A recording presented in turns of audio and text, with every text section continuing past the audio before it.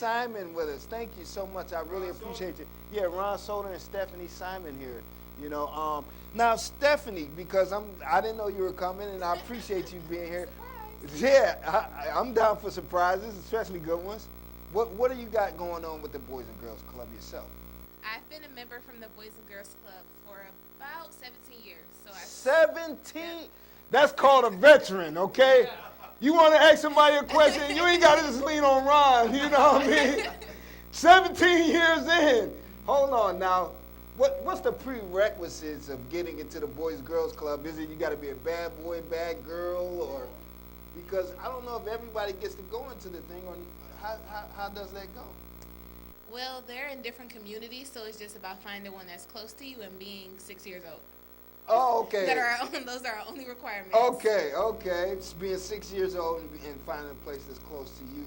Now, do you guys vet? Is it a vetting process? Yeah, there's an application process. So parents have to fill out an application. What are you asking of the parents when We're really you're asking vetting? them for a little bit of information. You know, information about themselves, who to contact in case of emergency, permission to let the kids go on field trips, a little bit of income information because most of the money that we raise is philanthropically raised.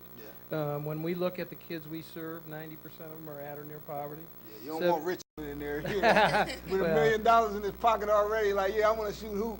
Well, you know, Denzel Washington today is a little bit of Richie Rich, but he was a kid at 10 years old that can tell you who changed his life. Billy Thomas said you can be anything you want, and that was his Boys and Girls Club story. Wow. You know, Denzel Washington. Yeah, he's our big spokesperson. He's one of the biggest national. And he'll tell you when he was 10 years old, Billy Thomas told me, you can do anything you want to do, Denzel. And he's become this. How long you guys been around? For eons, like I 1860 was when we started. You know what? In Connecticut. I don't know where the Boys and Girls Club was when I was coming up. I needed them type places. You know, my Boys and Girls Club was the Men and Girls Club, Men and Women Club. You know what I'm saying? That was my Boys and Girls Club. You know what I mean? But to have mentors like that, that's big for the youth to come into places and not being ostracized, not being castigated or anything like that, but able to commune with each other and then have elders that's giving them guidance. Well, you know, that special sauce for the clubs is that loving, caring adult that you build relationships, and we have a special relationship. I've known Stephanie I've been there 12 years, I've known her 12 years, and we've created this relationship where I've been her father, and it's just happened organically, and when I think about her growing up and I think about our mission, helping kids to become productive, responsible, caring adults. Well, December 16th, Stephanie graduated from Kent State University. Oh! And you know, she would have said, I'm never getting out of King Kennedy. My life's not going to change. Where you from? Okay. And down the way, DTW. Down the way, right. Proud to say that. And then a week later, she got offered a job in the management training program at Sherwin-Williams. She said, I don't ever think I'd have a job like that. And it came from relationships. It came from, you know, and this card is really special. You know, she gave me a birthday card. It says, a father is someone who cares and helps and guides you. DNA not required. And when you go on to read this, you know, I cry every time I read it. But you know, this is what our club's about. You create these special relationships. And, you know, so although I wish my real father would have loved me and cared for me as you have, I still think I wouldn't have been half the father that you've been to me. She said, thank you for loving me, the love yous, the checkups, the texts, remembering her birthday, never letting her starve, always pushing me to be better, clapping at my graduation, you know, and thanking me for being the best I can be. And I never thought, you know, I'd ever have anybody in my life like that. And it's just, you know, it's just special for me. And she gave me a $15 gift card to Subway. So I got a couple of lunches out of it. I got to say that the card is really nice, but that little $15 that went with it, that put that little extra sauce on it, you know what I mean? You know, but that was 2 meals, you know.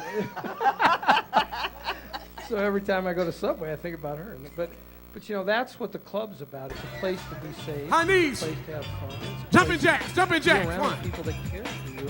And we do more than play basketball. No. The 180. You have a choice, and it's really good for you. Like a lot of Cleveland kids, 8-year-old Alexandra Grant. Here, It's like you get a decent meal, like you get all your vitamins. And 13-year-old Kayshawn Williams come to the Cleveland Boys and Girls Club after school to have some fun. But more importantly, they get a nutritious meal supplied by the Greater Cleveland Food Bank. We play basketball here, so it helped me like regain my strength. And you really need. And it's that chance to help them grow and help them be. How do you attain your sponsors? You know, how does that I work? beg, you know, I need pads. No, yeah. You know, it's the relationships. You know, we're about a $5 million organization. Okay. And 90% of That's called big time begging, baby. Ain't no shame in that game, baby. well, and 90% of the money is philanthropically raised, foundations, corporations, and you know, our mission is to inspire and enable those that need us most. And when we think about need us most, it's where they live. So we're in the urban community. It's how they live, near poverty, 74% single-parent families. And so we charge $10 a year if a kid can pay it. We're never going to keep a kid off the $10 a street. year, that's it? Yeah, that's it. Wow, okay. Yeah, and you know, these kids have played at Hitsville and Motown. They've played it this year at Chess Records. We've got 40 kids that play music. We got a band called the Young Souls Jazz Band. Okay. You know, so it's not just showing up and playing. It's getting serious about their life and Well, let me finding ways ask you to a help them. question. Has it ever been a thing where special interest groups try to launder money through that organization? No, you know, it's first of all, you know, I've been with the organization a little over 12 years, and you know, the reputation, the integrity of the organization, taking care of the donors' dollars, that's really what we're about. We would never do that. And probably an example of that is a couple of years ago, we were asked by the Cleveland Foundation to take over Peacemakers Alliance. Wow, you guys, we heard about that. Well, so now we're running that, and we've got our third grant cycle from the Cleveland Foundation. And I think we were asked because of the reputation we had of taking care of the donor dollars. Yeah. And, you know, we're now in hospitals. We're now in both UH and University Hospital in the trauma units. Any overbearing donors? Hey, Ron, we want you, I'm giving you this money. We want you to do this too. We want you to do that too. Well, you know, we really try to be true to the mission and the cause. Okay. And, you know, we're not going to chase dollars for chasing dollars. Okay. And we had a big, long debate at the board level of should we take over Peacemakers Alliance? Wow. Is it a mission? What was the discussion? Why was it? Well, you know, we've typically been working with kids age 6 to 18.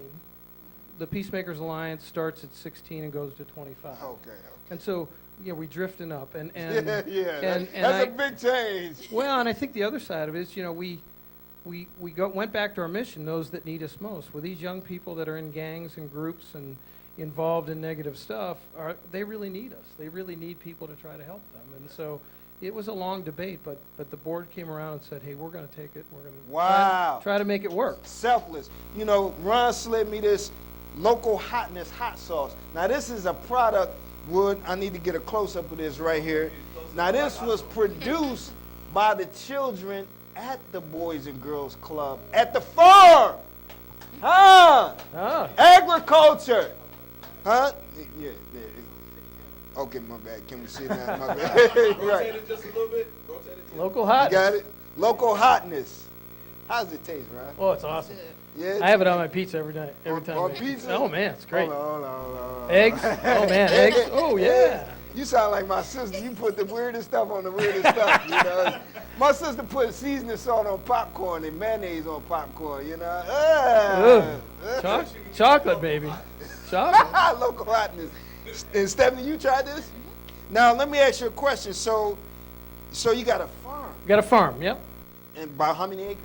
It's at the Broadway Club. We have 2 hoop houses. We have a lot of growth and a lot of tomatoes, and we grew the peppers especially for this. And So the kids are doing the kids are doing the farming. They're doing the selling. They're doing the marketing.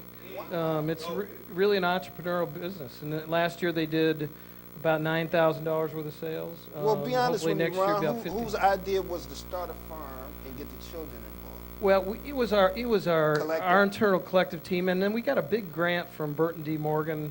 Burton D. Morgan was an entrepreneur. That was his gig, And they gave us a 3-year grant to start this farm up, and I thought, we're going to make so much money because we're going to be able to produce all this stuff, and we're making a little bit of money. But the kids are really building skills on what it takes to be customer service, what it takes to sell.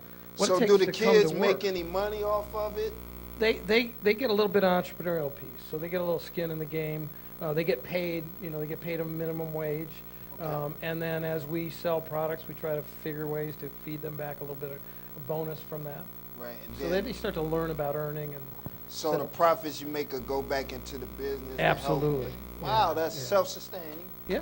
That's It's real got a big. ways to go, but it's a good start. Well, yeah, it's one heck of a start. I mean, that's a life lesson that's invaluable. No question. Farming. No Because question. you could take a kid to the store. You could give a kid how the saying goes in the biblical Yeah, places. You can give somebody a fish, but it's better to Teach them how to fish, and they can eat for life. Well, let me ask you, Ron. I mean, how do you stay where you are every year? Because you can look at reports in media, is youth violence going on, gun violence. It's a hard-hit kid every turn you breach. So how do you get up to come back to work every year? Right there. I mean, it's the wins you have. In February, I was asked to walk a young lady that grew up in King County down the aisle, and be You? No. Okay. one of her friends. Okay. Okay. All right. In August, another young lady that actually grew up in King County asked me to walk her down the aisle. It's the wins that you get. It's when you see a young person like Stephanie go from hopelessness to self-efficiency. Are you married, Ron? I'm married. Yeah, I have 3 daughters. Been married for 38 years. 38 years. Wow. Yeah. Yes. Is your wife involved with the Boys and Girls No, Club? my wife. We both are living in and doing work that's oftentimes you don't get this chance to do work where you help people. My wife's a cancer nurse. She works in brain and spine cancer, and so she's saving and helping lives just like we're saving and helping lives. Wow. It's So y'all pillow talk is a little bit different. Hey baby, yeah, y'all smiling with it. Y'all like, did you see this Molly? Y'all ain't like that. That's good stuff. Well, but you're right. It's there's a lot of toughness in this work, and Stephanie accompanied me. I gave a TED talk on the epidemic. Like Ted Turner? TED Talks are the national talk. Okay. But I gave it on the epidemic of gun violence, and in my time at the club, 12 years, I've seen 75 people get killed here in our streets.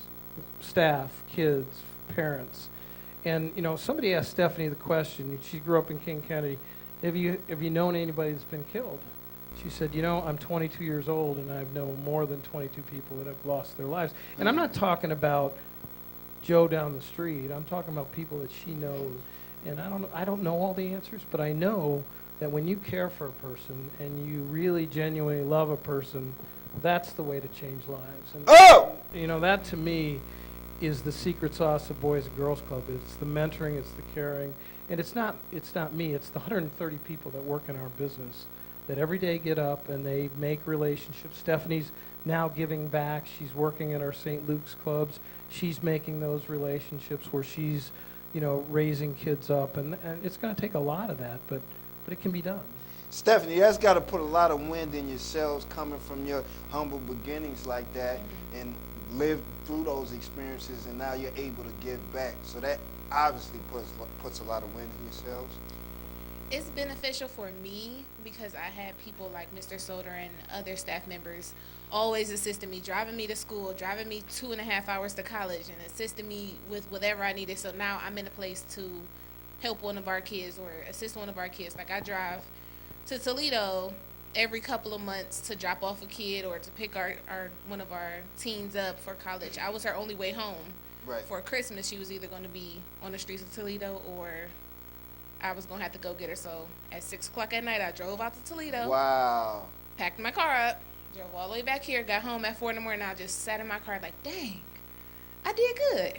So it's like, it's a rewarding feeling. Yeah, but Toledo's a lot closer than Eastern Michigan. Is it a thing about when you run into these youth like that need help like that? Do you revert and think back to when you first walked through the doors of the Boys and Girls Club and what that experience was like and what it meant to you over the years? I don't necessarily go back to when I first walked into the clubs. I walk back to when I first understood why I was there, and I first understood my purpose of being there. More At so. a young age. At a young age. What was that? Can you tell me? I came from a very difficult childhood. Single parent, father wasn't around. So finding the Boys and Girls Club helped me find a father, of course, but it helped me find the family relationship that I was missing.